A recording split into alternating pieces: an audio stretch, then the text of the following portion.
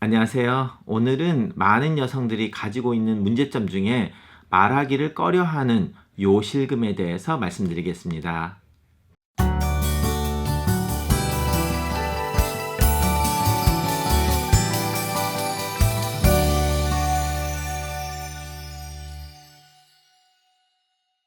안녕하세요.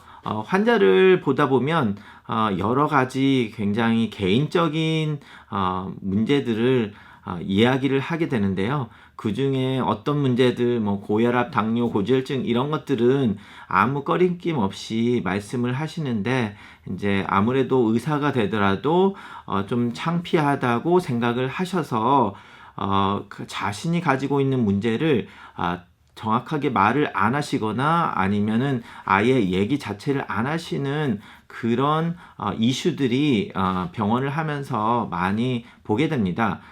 그런 것 중에 하나가 이제 여성분들에서는 요실금 문제입니다.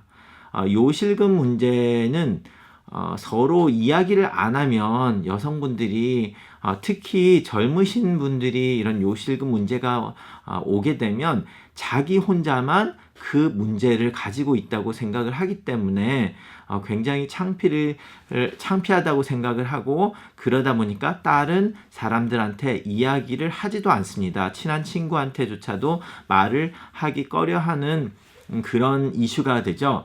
그러다 보니까 이제 병원에 와서도 의사들한테 그런 말을 안 하는 경우가 많이 있어서 발견이 못 되고 계속 문제가 지속되는 그런 경우를 봐서 오늘 그것에 대해서 토론을 해볼까 합니다. 자, 요실금은 많은 사람이 있을 거라고 생각을 안 하지만 그 조사를 해보니까 건강한 여성 중에서도 10%에서 12% 정도가 요실금이 정규적으로 일어나고 있다라는 조사가 나왔고요. 그런데 양로병원으로 입원을 하신 연세 드신 분들 중에서는 43%에서 어떤 경우는 77%까지 조사가 되고 있습니다. 그런 말은 뭐냐면 어떤 이제 조사를 해보면 어떤 조사에서는 43% 정도가 나왔고 그렇지만 다른 조사에서 어떤 양로병원의 젊은 그러니까 조사를 해봤더니 77%까지도 있다. 뭐 이러니까 이제 우리가 레인지가 좀 커지는데요. 그만큼 양로병원에 가실 정도로 컨디션이 안 좋으신 연세 드신 분들한테는 굉장히 흔한 일이기 때문에 그 정도가 되신 분들은 거의 요실금에 대해서 굉장히 창피하다는 생각을 하시진 않습니다. 어느 정도 이제 이게 문제가 된다는 걸 아니까. 그런데 젊으신 분들이 요실금이 생기기 시작하면 창피하다고 생각을 하셔서 자기만 알고 친한 친구한테도 말을 못할 정도로 그러다 보니까 물론 의사한테 와서 그런 말을 안 하게 되겠죠. 그러다 보니까 어느 정도 고칠 수 있는 방법이 있는데도 불구하고 그 혜택을 못 보게 돼서 오늘 이제 그 이야기를 하게 되는데요.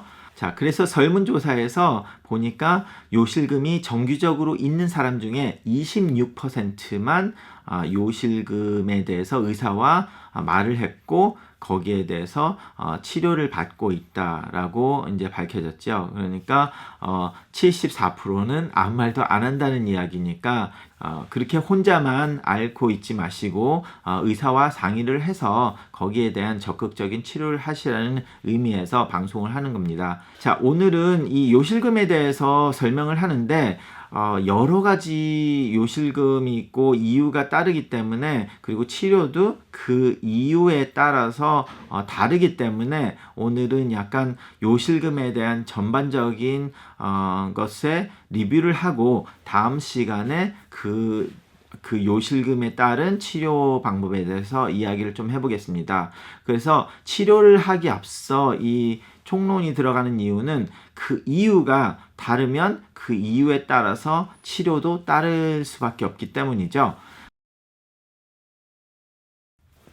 자, 요실금에 대해서 말씀을 드리기 전에 먼저 해야 되는 것은 뭐 아시는 분도 있겠지만 많은 분들이 이 방광과 신장과 소변에 대해서 만들어지는 것에 대해서 좀 모르시는 분들이 많다 보니까 약간 기본적인 거를 먼저 말씀을 드릴게요.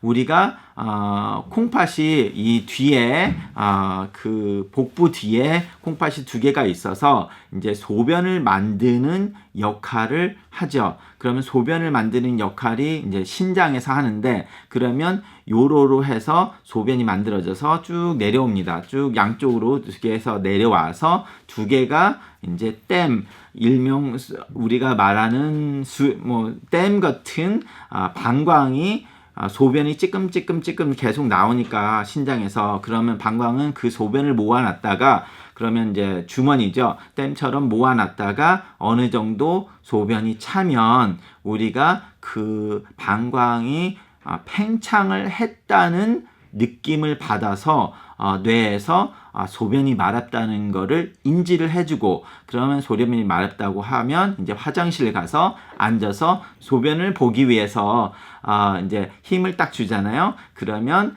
이 방광을 가지고 있는 근육이, 이 위에 있는 근육이 디트로서 마슬이라고 하는데, 그 근육이 수축을 함과 동시에 이쪽에서 관략근이, 소변이 못 나가게 꽉 막아주는 관략근이 풀려지면서 이게 확 수축을 하니까 소변이 딱 나오게 되죠. 자, 이 기전이 굉장히 간단한데 의학적으로 말을 하다 보면 많은 분들이 너무 어려워하세요. 그래서 이제 간단하게 이렇게 이해를 먼저 하셔야지 요실금에 대해서 정확하게 이해를 하고, 그 이해를 하게 되면 그 방법에 어디에서 문제가 생겼다는 걸 알게 되면 그 치료 방법이 더 쉽게 자신한테 다가올 수 있으니까, 그러면 왜 내가 어떤 치료를 해야 되는지를 알기 때문에 그 문제가 어떻게 돼서 되는가를 이해를 하셔야 됩니다. 그래서 제가 좀 말이 길지만 말씀을 드렸고요. 그래서 지금 비교적 젊은 층 45세에서 49세에 가장 많이 일어나는 요실금이 이제 스트레스 인컨티넌스라고 해서 압박성 요실금이라고 합니다. 이 복압성 요실금, 영어로는 스트레스 인컨티넌스라는 병은 방광을 이제 소변의 방광을 받쳐주는 밑에 있는 근육들의 결함이 있거나, 아니면 방광에서 소변으로 나오는 그 쪼아주는 관략근의 문제가 있을 때 위에서 그 방광 위에 뭐 자궁도 있고 복부에 이제 내장도 있잖아요. 이런 것들이 누르면서 압력이 여기 가해지면 방광에서 그걸 제대로 받쳐주지를 못해서 소변이 나오는 것이 이제 복압성 요실금, 스트레스 인컨티넌스라고 합니다. 자, 그것에 반해서 급박성 요실금이라고 하는 게 있는데요. 급박성 요실금은 urgency incontinence라고 해서 이 방광이 있는데 방광을 받쳐주는 근육의 문제가 아니라 방광을 싸고 있는 근육의 문제입니다. 그래서 방광을 싸고 있으면 이제 우리가 소변을 보려고 하면 그 방광을 싸고 있는 근육이 수축을 함으로써 그 소변 안에 있는 소변이 힘차게 바깥으로 내려와야 되죠. 그래서 그 소변을 나오기 위해서 이걸 짜주는데, 그 짜주는 근육이 디트루설 마슬이라고 하는 근육인데요. 그 근육이 소변을 볼 때만 탁 짜줘야 되는데, 그 소변을 보려고 하는 시차가 아닐 때 불안정하게 이런 식으로 떨면서 약간씩 그 수축을 한다거나, 아니면 심한 경우 그냥 꽉 수축을 해버리는 경우가 있는 것을 이제 압박성 요실금이라고 합니다. 그래서 이 근육이 그 소변을 보지 않을 때 약간씩만 수축을 해서 덜덜 떨고 불안정하게 수축을 하게 되면 조금씩만 찔끔 나올 수 있지만, 당연히 꽉 하면은 소변이 완전히 다 나오겠죠. 그래서 이제 그것의 정도에 따라서 소변의 실수하는 양이 따르게 됩니다. 결과적으로는 그 증상은 소변이 어느 정도 찼을 때, 꽉 차였을 때 소변을 볼 때 꽉 눌러야 되는데 조금만 찼는데 이렇게 스트레칭이 되면서 여기가 불안정하게 되니까 소변이 약간을 차더라고. 아니면 소변이 찼을 때 소변이 마렵다고 생각이 들면 참지를 못합니다.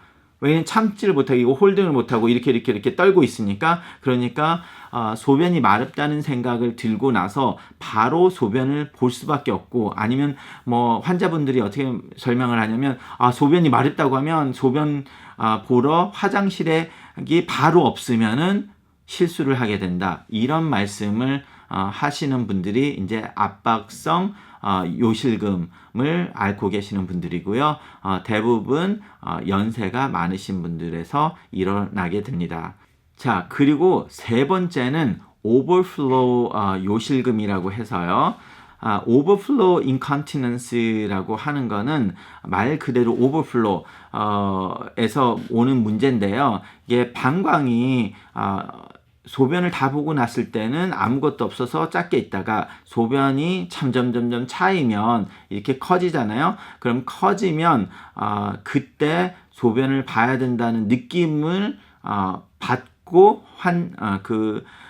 환자가 소변을 보러 가셔야 되는데, 이 정도 찼을 때 그 소변을 봐야 된다는 느낌이 없게 되면 굉장히 팽창을 했을 때, 그때 이제 소변이 어느 정도 너무 많이 차게 되면 느낌이 조금 오니까 그때 소변을 봐야 되는데 너무 많다 보니까 실수를 하게 되는 그런 경우입니다.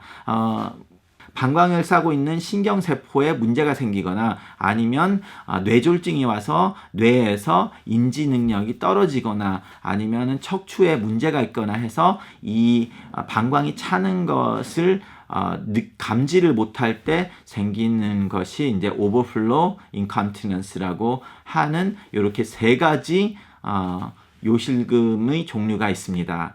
자, 이 세 가지가 있기 때문에 여기에 대해서 치료법이 각각 따르기 때문에 다음 강의에 그 치료법을 따로 말씀드리겠습니다. 감사합니다.